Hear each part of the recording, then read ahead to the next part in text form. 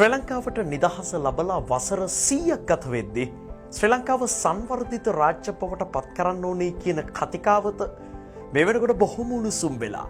සමහරු නම් කියන්නේ 2048 වෙනකන් හිටියත් ලංකාව නම් හදන්න පුළුවන් රටක් නෙවෙයි කියලා.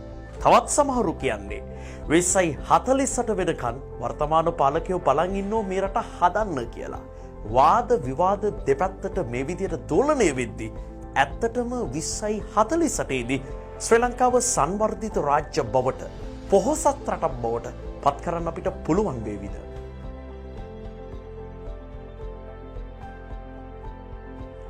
දැන් බලමු මුලින්ම ධනවත් රටක් කියන්නේ මොන වගේ රටක්ද කියලා.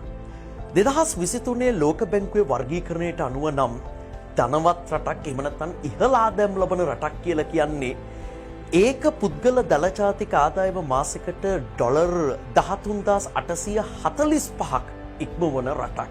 ඒ කියන්නේ එක මිනිස්සෙක්ගේ ආදායම ඔය සීමාවට වඩා වැඩි නම් හෝ ඔය සීමාවේ තියෙනවා නම් ඒ රට ඉහළ ආදායම ලබන රටක් විදිහට නම් කරා. හැබැයි 2023 තිබ්බ ඔය සීමාව 2048 වෙනකොනුත් ඔය සීමාවෙම තියෙන්නේ නැහනේ. අනිවාර්යයෙන්ම වැඩි වෙනවා. ඒක ඩොලර් 17000 සීමාවට යයි කියලා තමයි පුරෝකථන වලින් ඇස්තමේන්තු වෙලා තියෙන්නේ. එතකොට 2048 වෙද්දී ඩොලර් 17000ක ආදායමක් එක මිනිස්සෙක් ලබන්න ඕන ලංකාවට ධනවත් රටක් කියන ලේබලය ගහන්න නම්. හැබැයි 2022 අපේ ඒක පුද්ගල ආදායම උනේත් ඒක පුද්ගල දළ ජාතික ආදායම උනේත් ඩොලර් 3300ක් විතරයි.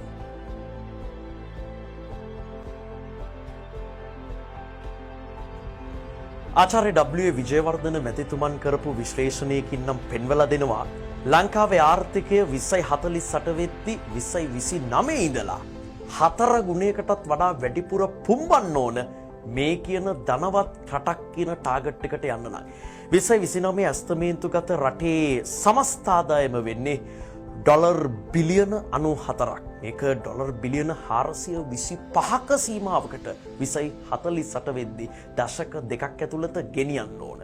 ආර්ථිකය තියෙන තැන ඉඳලා 4 ගුණයකටත් වඩා වැඩිපුර පුම්බනවයි කියන වැඩේ ලෙහෙසියෙන් කරන්න අමාරුයි. හිතන්න මේ තියෙන ආර්ථිකය මේ වගේ 4 ගුණයකටත් වඩා වැඩි ප්‍රමාණයකින් ප්‍රසාරණය වෙනවා කියන එක. මේක කරන්න නම් අවුරුද්දකට 7%ක 8ක ආර්ථික වර්ධනයක් ලංකාව අත් කරගන්න ඕන 2029 ඉඳලා කියලා ආචාර්ය W විජේවර්ධන මැතිතුමන්ගේ විශ්ලේෂණයෙන් හෙළිදරව් වෙලා තියෙනවා. හැබැයි අමතක කරන්න එපා 2022 ලංකාවේ ආර්ථිකය ඍණාගයක් ඍණ 7.8ක තිබ්බ ආර්ථිකය 2029 ඉඳලා හැම අවුරුද්දකම ධන 7කුත් 8කුත් අතර ආර්ථික වර්ධනයක් බවට පත් කරනවා කියන එක ලෙහෙසි පහසු වැඩක් නෙමෙයි. හැබැයි මේ අමාරු වැඩේ කරන්න ශක්තිමත් උපාය මාර්ගයක් පාලකයෝ හඳුන්වලා දිනනවා දැනටවත්.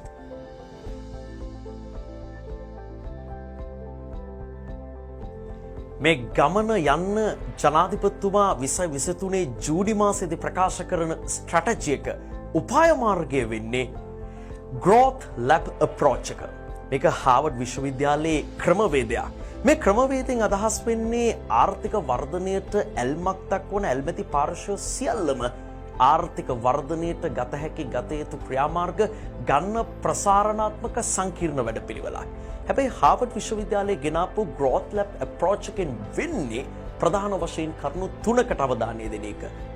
1. ආර්ථික පරිවර්තනය. 2. දැනුම සහ තාක්ෂණික ව්‍යාප්තිය. 3. මනා සම්බන්ධීකරණය. මෙතනදී අංක 1 වෙන්නේ ආර්ථික පරිවර්තනය. ආර්ථික පරිවර්තනයකට යන්න ඕන කරන වැඩපිළිවෙලට පෙබරුපත් සකස් කරලා ඉවරයි වත්මන් ආණ්ඩුව දැනටමත්. ඒකට හේතුව වුන් ගෙනල්ලා තියෙනවා ආර්ථික පරිවර්තන කෙටුම්පත. මේ කෙටුම්පතේ තියෙන්නේ මොනවද? පාර්ලිමේන්තුවට ගෙනල්ලා පනතක් බවට පත් කරන්න යන මේ ආර්ථික පරිවර්තන පනත කියන්නේ මොනවද? මේකේ තියෙන ටාගට්ස් මොනවද? ඇත්තට මේ ටාගට්ස් අපිට යන්න පුළුවන් ටාගට්ස්ද? මේ හැමදේම එක්ක අපි ඊළඟ වීඩියෝ එකේදී හම්බෙමු.